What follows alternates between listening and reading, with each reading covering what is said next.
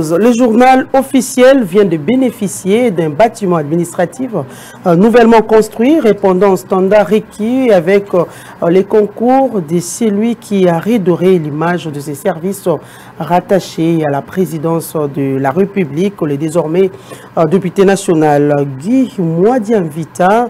Cet ouvrage réalisé par la Société de construction et du développement du Congo, SOCODECO, en sigle, permettra désormais aux agents et cadres de ces services de la présidence d'évoluer dans un cadre idéal qui favorise les bons déroulements du travail. Guillaume et Platini, Louvoilou nous signent ces reportages.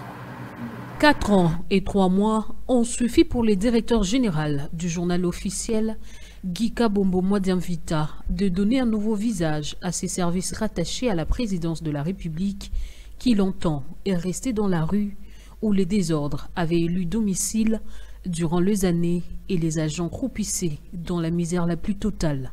Après avoir instauré la discipline au travail et résolu le problème de rémunération des agents de cette institution de la présidence, Guy Kabombo Mwadiamvita vient de doter le journal officiel d'un bâtiment administratif répondant aux standards requis, pouvant permettre aujourd'hui aux agents et cadres à bien réaliser leurs tâches dignement. Cette bâtisse, réalisée par la Société de construction et du développement du Congo, SOCODECO en sigle, a été attestée par le Bureau technique de contrôle. En tant que maître d'ouvrage, Madi Daklala, entrepreneur de surcroît, s'est dit très satisfait d'avoir exécuté le cahier de charges lui présenté par le journal officiel. Nous avons exécuté notre projet de journal officiel d'après ce qui nous a été présenté par le cahier de charges. Et ce que vous regardez dans notre télévision, vous voyez déjà à quelle position on est arrivé. On a déjà terminé notre projet comme vous. Interrogé sur la détermination de changer les choses au cours de 4 ans passés à la tête de cette institution, Guy Mwadiamvita délie la langue. Je me suis trouvé devant un devoir. Et ce devoir que j'ai accompli, pas totalement, je le mets à l'acquis de tous ces gens avec qui je travaillais. Il a été très difficile pour eux d'accepter cette rigueur qu'on a mise, la discipline. Et comme nous avons appliqué la loi portant statut des agents de carrière de service public, moi-même j'étais l'exemplaire.